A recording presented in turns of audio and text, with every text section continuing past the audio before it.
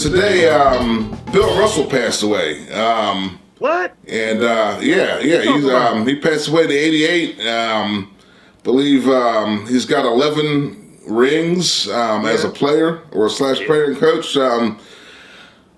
He may not have the stats, say, of a Jordan or a Magic or LeBron, but I mean that many titles. I mean he has more sports titles than anybody in pro sports. At Well, yeah, least, at least in American. 7 Super Bowls. Right, Like exactly. nobody had. So, yeah. So, Hey, come on, any Bill Russell thoughts passed on today. his legacy? Man, hey, man, you talking about an iconic player, someone that once he was done with basketball, what he still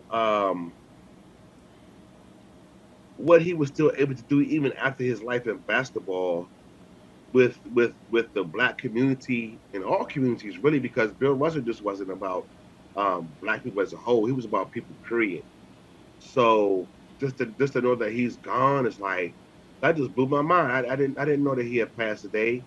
Um, I've been moving around pretty much today dealing with my baby shower and everything, but I've been going through YouTube and stuff. I mean, I'm not on Instagram and Facebook and a lot of those things, but Right.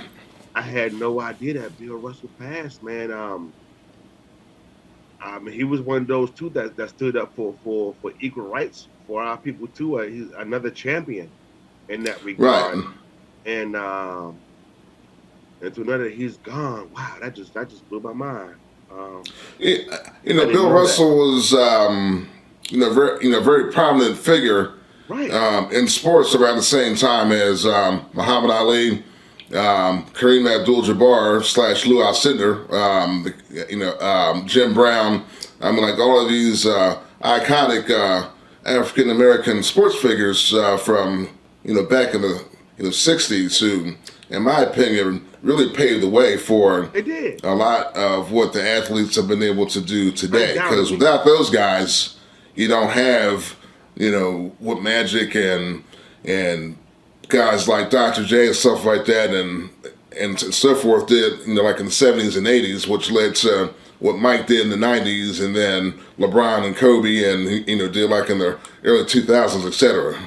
Yeah, and the money they are able to make today is because of what they did, um, and what they were able to personify as men and black men and strong men. Um, that's what little boys and little girls needed. Strong black folk that did their job, didn't take any bullshit from anybody, didn't give any bullshit either, but didn't take no bullshit either. You know what I'm saying? They were asking for, they just wanted for what was right.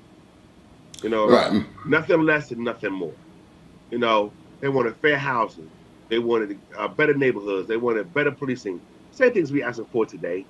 And they were willing to put their necks out, so to speak, uh, for that.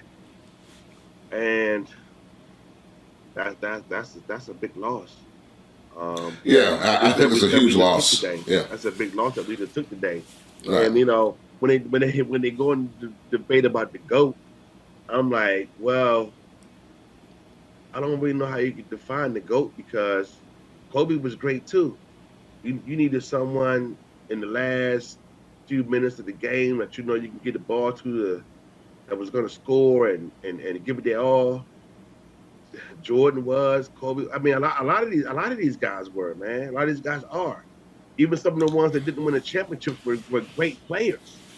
Right. So to define the GOAT is like almost like the saying any given Sunday. Right. And see, like here's my issue with saying that a person is a goat, because you're talking different eras, and so you've got things such as rule changes, league True. expansions. I mean, like the game was definitely played a lot different in the '70s versus the '80s versus the '90s. It was a All the lot rule harder. changes, everything else, A lot and rougher. You then had to get your teeth on broken. top of that, and like if you talk to some of the older players, and let's say older players, guys who played back in the '60s, all of them, a lot of them will tell you is just like, well, the league now is a little bit more watered down because you have more players in it. back then, fewer teams, and you had to be at the top of your game to actually play at that level. So there are a lot of different ways of actually looking at that in terms of, was this person, better in this era, this person better in this era, just because there's just so many different factors involved with it. Right. And I was looking at something the other day on YouTube because I follow Skip and Shannon and a few of the guys on First Taking, Max and J and them, and one of the players that made a had made a comment about um, they were playing against plumbers and firemen or something. And Um, when the young man said that statement, I was like, well, wait a minute, man. Even in football back in the day, those guys that played football, they also worked regular jobs. a lot of them They, did. You were absolutely right right, because they and didn't played make the kind of football, coin guys are making right now. right, and played football just to supplement their income. It just so happened it was a rough game. I don't know if they understand. Basketball used to be a rough game. And You they, couldn't just run up and down the court all willy nilly and come through the lane all willy nilly trying to be fancy. You you'll get you know what I like in that too. Go play. Tell some of these guys that's in the NBA, go play prison ball and see what happens to you while you trying to be all fancy smancy and come right. down with your little Uh, shot and all that. Man, you'll get flattened and you'll be they, crying to they the will ref. knock you on the deck. Not yeah, lay you flat out, and you have to get right. back up and yeah. So that kind of hurt. I mean, on the one hand, yes, this is true. They were playing against firemen and plumbers and the milkman and a lot of guys, a lot of that, but they also had a lot of skill too. They'd Right. also played a lot of ball. You know, I played a little basketball, nothing professional, and that just playing around as just a kid growing up, and I played against some guys that were good that never even sniffed the NBA.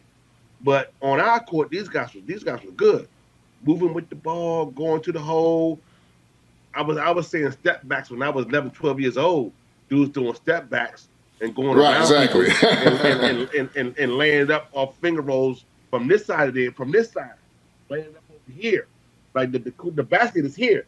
I have guys coming down court doing this, bam, hitting the backboard and going in. So, you know, shout out to Jersey too, man. A lot of great players, man. Through the past that never even sniffed the NBA that were good, masterful at playing the game. So, oh man, to lose Bill, wow, that's still hitting me right now, John. I didn't know we lost Bill today. That's Yeah. still ringing. That's still ringing in my ear. Wow, that's okay. Okay. Anyway, let me let that go because I think Okay. I'll hear about that for the rest of the week. Okay. Um, Let's move on to something else. yeah, yeah, yeah, yeah, yeah. That's so. So, do you got any memorable stories that you want to tell from back in our Ruby's days? Not on camera, but I'll We can I'll tell a tell you. PG one now. Come on now. Oh man, oh man, being in Chinatown, DC, Seventh Street, which if anyone knows anything about Chinatown back in the day, um, First, it was a rough spot when we were there. oh man, the only other spot that you had better than Ruby Tuesdays downtown might have been Fridays on 12th and Penn, and I worked at both, and it, it was a hot spot, man. I mean the squabbles and the fights and things that broke out. You know what I like most about Ruby Tuesdays, and I still do to this day. I love the Friday club. People from Fridays I talk to too, but we looked out for one another. You couldn't just walk That in was that it. Yep. restaurant and think you Hmm. was going to pick a tip up off the table and run out. You couldn't come in that restaurant thinking that you were going to talk to the girls any kind of way, and it was going to be acceptable. As a whole, we just didn't have that. If one person in the restaurant had a problem, we all had a problem, and a Right. lot of people find that out the hard way. when they came down there to that restaurant. And I'm sure if after a lot of people see this video, and I'm gonna say it again, we were on 7th Street in Chinatown, downtown DC, across from what they call it now, the Capitol Center or something like that. It's the Um, yeah, it's the Capital One Arena now. Capital One Arena. It's Hmm. directly across the street. You can Google it. Uh, Center of Chinatown, pretty much 7th Street, Ruby Tuesdays. Ask anyone that used to even frequent there back in the day, they'll let you know that the servers that work there and the cooks that work there, um, we were about our business. We didn't treat anybody rude. You know, I really can't say that any server in there treated anybody rudely. But if you were rude to us, we'll get you up out of there. And if you wanted to fight, you know, we would do that with you too. I, re- I remember when Tracy, I remember when the dude tried to the old white guy tried to snatch the money out of Tracy's hand. He was going to be paying for his food, and he snatches the money back from her, and she smashed him in the head with a wine glass. You know, he had ordered a glass of wine, ordered a burger, and he didn't want to pay her, and then he tried to get aggressive with her, and she ended up picking up his glass of wine and still had wine in it, smashed him upside the head. And then when we all looked over and saw what she had did, and he was trying to get up and get rowdy with her, two, three, four people came and stepped in. And then when the police got there, they were like, "Sir, well, who did it?" And they were like, "Oh man, something got busted me in the head." And we were all laughing to ourselves, like, "Nah, that wasn't got to bust you in the head, my brother. That was my sister that bust you in the head." But so many people You came on got the busted in the scene. head by a chick. Yeah, but so many people came on the scene. He didn't know Right. what had happened. By the time he looked up, it was 4, 5 white shirts around him because we used to wear button-up white shirts, y'all. Yep. We used to wear the button-up white shirts. So by the time he looked around, was trying to figure out what was going on, man, we was pulling him out the door. You got to go. That's one of the things that I like. I like the camaraderie and the family unit we had